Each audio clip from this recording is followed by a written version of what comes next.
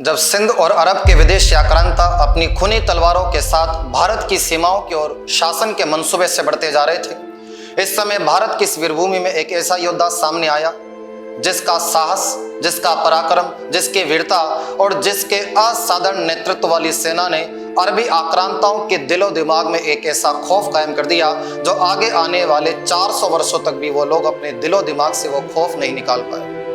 जी हाँ, हम बात करें इस समय ही मेवाड़ के सूर्यवंशी कुल के राजा श्री रामचंद्र जी के वंशजों में लव की सत्ता चली मेवाड़ में गोहिल वंश की, जिसके एक शासक हुए महान बप्पा रावल, जिनका वास्तविक नाम काल भोज के रूप में जाना गया। सूर्यवंशी कुल के राजाओं में इनका जन्म हुआ।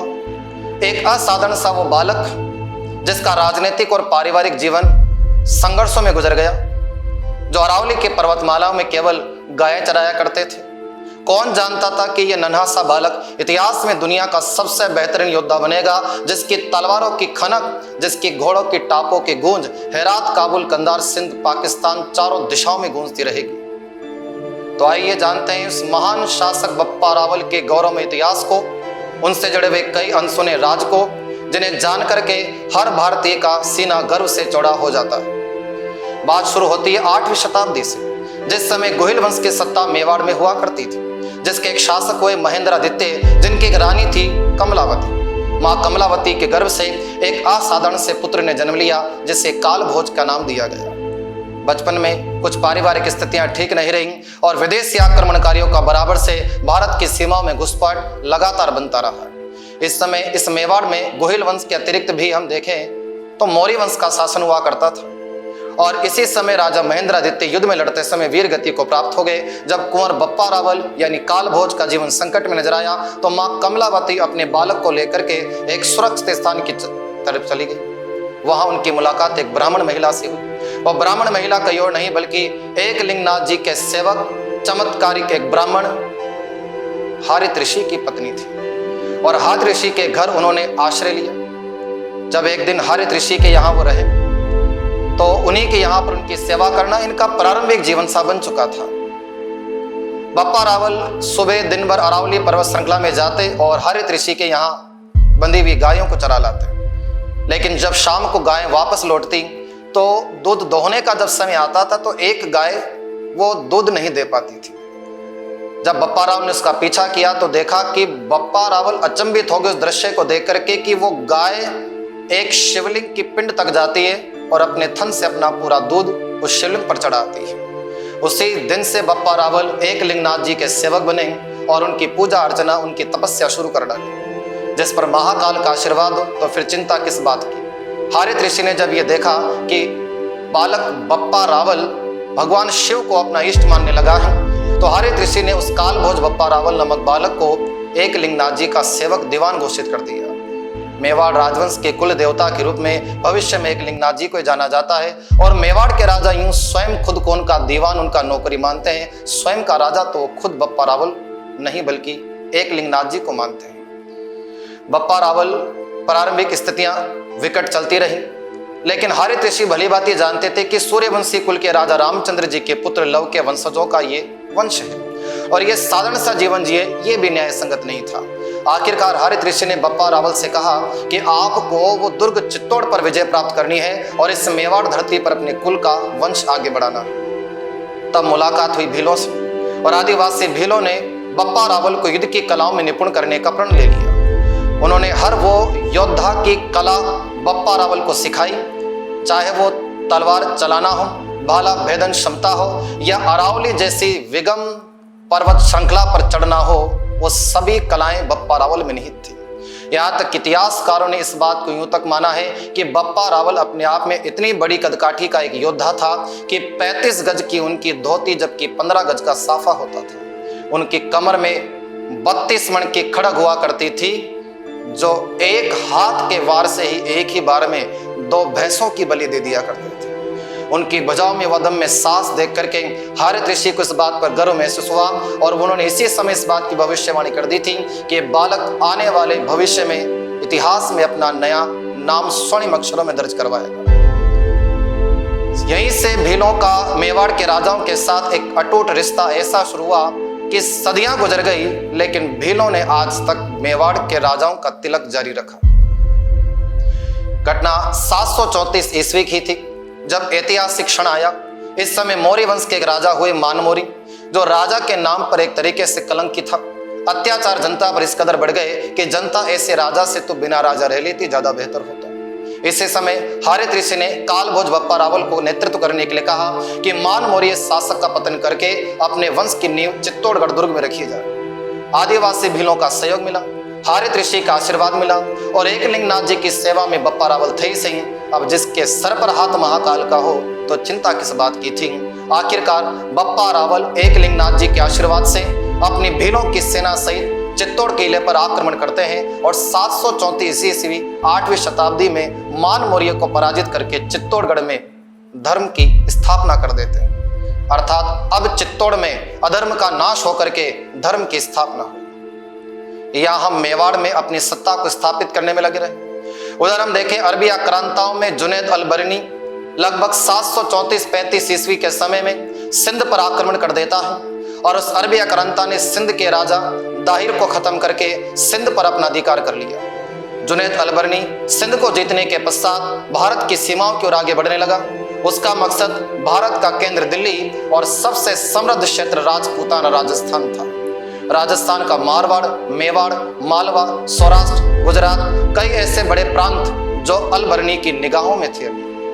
लेकिन शायद अरबी आक्रांत यह बात भूल रहे थे कि भारत वो भूमि है, यह राजपूताना वो भूमि है जहां के योद्धाओं ने अपनी मातृभूमि के एक एक कंकड़ पत्थर के लिए अपने शीश उतार डाले और भारत की सीमाओं की तरफ बढ़ा। 738 ईस्वी में जुनैद अल बरनी राजा बप्पा रावल को जब ये बात पता चली कि मेवाड़ उसका सबसे पहला मकसद है।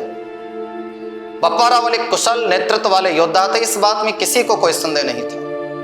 लेकिन वो ये भली बात ही जानते थे अरबी राजा से लड़ना वो भी बड़ा मुश्किल हो सकता है, तो क्यों ना हम कुछ रियासतों के राजाओं से मदद मांगे। इस समय मदद की सबसे पहली गुहार लगाई गई प्रतियारों के राजा श्रीमान नागभट्ट प्रथम, जिन्हें मलेच्छों का नाशक कहा जाता है। बप्पा रावल का पहला पत्र प्रतियार वंशी राजा नागभट्ट के पास पहुंचा और उनकी मदद मेवाड़ तक आ पहुंची। फिर तो मालवा, गुजरात, अजमेर, कई ऐसे राज्य, सूबे, परगने जहां से बप्पा रावल की सेना धीरे धीरे इस कदर बढ़ गई कि अब कोई भी विदेशी आक्रांता भारत की सीमाओं में प्रवेश करता लेकिन मुंह की खा करके वापस लौटता, यह तय हो चुका था। एक ऐसे योद्धा जन्मे जिनकी आंखों में जीत की तेज चमक थी, जिनकी तलवार में जीत की खनक थी। ऐसे योद्धा जिनका मातृभूमि के प्रति जज्बा था। एक तरफ थी अल बरनी की 30 से 40 हजार सैनिकों की सेना, जबकि एक तरफ थी बप्पा रावल के नेतृत्व वाली सिंहों की सेना। और फिर हमें साथ मिला आदिवासी भीलों का, जिनका कुशल नेतृत्व हमारे लिए काफी कारगर साबित हुआ। इतिहासकारों का मानना है जब जुनैद अल बरनी की सेना 738 ईस्वी में राजपूताना ने राजस्थान पर हमला करती है तो एक कुशल नेतृत्व वाली सेना के साथ बप्पा रावल ने अल बरनी की सेना को बुरी तरह से पराजित किया। यहाँ तक कि भीलों के नेतृत्व वाली सेना ने अरबी सेनाओं को कई टुकड़ों में बांट डाला। इतिहासकारों में इसकी दंत कथाओं में बात कही जाती है कि बप्पा रावल ने जुनैद अल बरनी का सिर काट करके उसे अपने दुर्ग चित्तौड़गढ़ के मुख्य द्वार पर ही लटका दिया। सिंध की सेना जब अपने राजा को मरा हुआ देखती तो पीछे कदम लेकर के वापस सिंध अरब की तरफ लौट जाती है। कहा जाता है कि बप्पा रावल फिर भी ना रुके। उन्होंने भागती हुई अरबी सेना का इस कदर पीछा किया कि सिंध पाकिस्तान की सीमाओं के बाहर ही जाकर के छोड़ के रहा। बप्पा रावल अपनी विजय परचम यहाँ पर लहरा चुके थे। सिंध तक जाने के पश्चात उनका मकसद था इराक तक पहुंचना। इतिहासकारों का यह भी मानना है कि मध्य एशिया इस समय बप्पा रावल का अगले मकसद बना और मध्य एशिया पर उन्होंने 16 बार आक्रमण किए, जिनके लिए उन्होंने सिंध के रावलपिंडी में अपनी सैनिक छावनी को बना लिया। बप्पा रावल के नाम से कहते हैं कि आज भी पाकिस्तान का एक शहर बसा हुआ है जो रावलपिंडी ही है, और रावलपिंडी को अतिरिक्त नहीं बल्कि बप्पा रावल द्वारा बनाई गई एक छावनी थी जिनमें उनकी पूरी सेना डटी हुई थी। और 16 ऐसे अरबी आक्रमणकारियों पर हमले हुए जो सदियों गुजर जाने के बावजूद भी आज तक अफगान के लोग वो हार बप्पा रावल से भूल ना सके। सबसे बड़ी विजय तो हमारी वो थी कि जब हमने गजनी के राजा सलीम को युद्ध में बुरी तरह से पराजित किया और गजनी काबुल को जीत करके वहां का प्रशासक बप्पा रावल ने अपने भतीजे को बना दिया। हम सिंध तक अपनी विजय प्राप्त कर चुके, ईरान इराक तक खुरासान तक अपने परचम लहरा चुके। जब भतीजे को वहां का साम्राज्य सौंप करके भारत की ओर बप्पा रावल वापस लौटे, तब वापस लौटते समय भी उन्होंने कई ऐसे छोटे मोटे क्षेत्र, चाहे वो कंधार हो, चाहे वो काबुल हो, चाहे वो खुरासान हो, इन सभी जगह पर अपने विजय परचम लहराए और एक तेज तूफान आंधी की तरह भारत की तरफ अपनी सेना लिए वापस लौटते चले आए बप्पा रावल। हर 100 किलोमीटर के दूरी पर उन्होंने अपनी मेवाड़ी सैनिक छावनियों को स्थापित कर दिया, ताकि कल को कोई भी विदेशी आक्रांता भारत की सीमाओं में अगर प्रवेश करता है तो भारत की सीमाओं में प्रवेश करने से पहले 100 नहीं 1000 बार सोचे।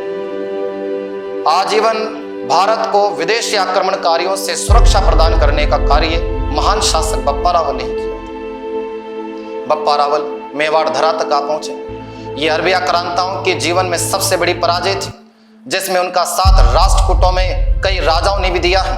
यहाँ तक कि सौराष्ट्र, गुजरात, मालवा, अजमेर और प्रतियारों के राजा नागभट्ट भी इस अभियान में उनके साथ ही शामिल हुए थे।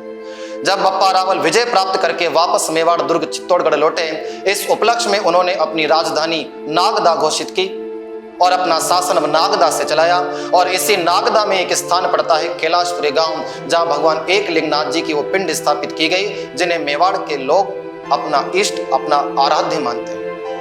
एकलिंगनाथ जी का वो मंदिर बप्पा रावल द्वारा स्थापित किया गया। समय समय के हिसाब से मेवाड़ के कुल के राजाओं ने इस मंदिर का जीर्णोद्धार का कार्य करवाया।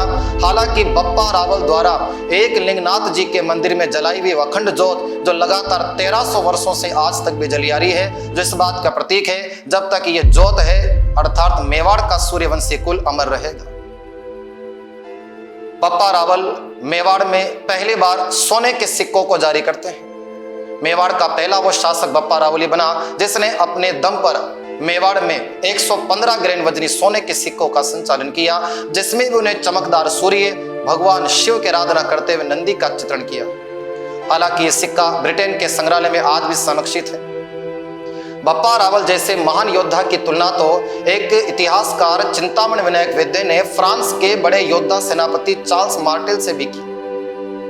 बप्पा रावल की विजय का प्रतीक खुरासान में बने हुए चबूतरे से भी समझ में आता है कि वाकई में बप्पा रावल एक ऐसा तराशा हुआ नायाब हीरा था जिसने हिंदुस्तान ही नहीं बल्कि विदेशों से भारत की सीमाओं को इस कदर सुरक्षित कर डाला कि सदियों बाद भी विदेशी भारत आने से पहले कतराते थे। और राजपूताना तो साथियों वैसे भी देखो श्रेष्ठ रहा है। जब भी विदेशी भारत की सीमाओं में आता था तो दिल्ली पर हुकूमत करने का ख्वाब देखता था, लेकिन दिल्ली जाने से पहले उसे राजपूताने को पार करना था। और राजपूताना वीरों की भूमि है, यानी राजस्थान जो रहा है वो दिल्ली का सबसे बड़ा रखवाला है। दिल्ली वालों को हमारा शुक्रिया अदा करना चाहिए कि राजस्थान के राजा जब तक रहे तब तक विदेशियों ने दिल्ली पर हुकूमत नहीं की, लेकिन जैसे सम्राट पृथ्वीराज चौहान वीर गति को प्राप्त हुए थे तो 12वीं शताब्दी में मोहम्मद गोरी का शासन दिल्ली तक आ पहुंचा। इसलिए राजस्थान से जो भी गुजरेगा या तो राजस्थान के राजाओं को टैक्स देगा, नहीं तो फिर राजपूत राजाओं के साथ उन्हें जंग तो लड़नी ही थी। बप्पा रावल राजस्थान में भी कई छोटे मोटे ऐसे आसपास के नगरों को बसाते हैं। मेवाड़ राजवंश की जो सबसे बड़ी प्रतिभा है वो बप्पा रावल की रही है। मेवाड़ राजवंश के सबसे ज्यादा नगरों का प्रशासनिक विकास कार्य जो करवाया वो बप्पा रावल ने ही करवाया। महिलाओं के लिए विशेष कानून बनाए, एक सुव्यवस्थित नगर का निर्माण करवाया, कुल देवता के मंदिर का निर्माण करवाया। मेवाड़ का वो राजा जिसने कुल देवता एकलिंगनाथ जी के मंदिर के साथ साथ यहाँ पर स्वर्ण मुद्राओं का संचालन तक कर दिया। अपनी ताकत के भरोसे राजस्थान ही नहीं बल्कि दुनिया भर में राजपूताने की धाक जमा दी। इसी मेवाड़ के राजा बप्पा रावल के वंशजों में आप कई बड़े महान शासकों के इतिहास की कहानी को सुनते हैं, पढ़ते हैं, जैसे राणा कुंभा, राणा सांगा और महाराणा उदय सिंह के पुत्र वीर श्रवणी महाराणा प्रताप जैसे जन्मे हों, जो आजीवन भले संघर्ष करते रहे, लड़ते रहे, लेकिन कभी भारत की भूमि पर दुश्मनों का अधिकार होने तक नहीं दिया। तो महान बप्पा रावल काल भोज के संदर्भ में जितना कहा जाए उतना ही इतिहास के पन्नों में कम है। ये तो कुछ इतिहास की किताबें जिनके सिलेबस में बप्पा रावल से जुड़े हुए कई ऐसे राज हैं जो दर्शाए तक नहीं गए। बप्पा रावल आखिरकार 734 से 53 तक शासन कर गए और वर्ष आया 753 ईस्वी का, जिस दिन बप्पा रावल के गौरव में इतिहास के पन्ने का अंत हो गया, अर्थात इस मेवाड़ धरा का सबसे वीर प्रतापी योद्धा उसका देहांत हो गया। आज भी बप्पा रावल की कहते हैं छतरी नागदा उदयपुर में बनी हुई है, जिसे मेवाड़ के नागरिक तो बप्पा रावल का मंदिर ही मानते हैं। बप्पा रावल के वंशजों में कई राजाओं का जन्म हुआ और ये वंश आज तक भी अखंड है, अमर है और रहेगा। तो ये थे बप्पा रावल से जुड़े हुए कुछ अनसुने राज और कुछ अनसुनी बातें जो आपके सामने मैंने साझा की। इसी प्रकार कई हिस्टोरिकल फैक्ट को जानने के लिए चैनल को अधिक से अधिक संख्या में लाइक और सब्सक्राइब करें और वीडियो को अधिक से अधिक संख्या में शेयर करें। जो भी कमेंट्स आप लोगों के हैं वो कमेंट्स बॉक्स में जरूर मेंशन करिएगा। जय मेवाड़, जय एकलिंगनाथ, जय राजपूताना।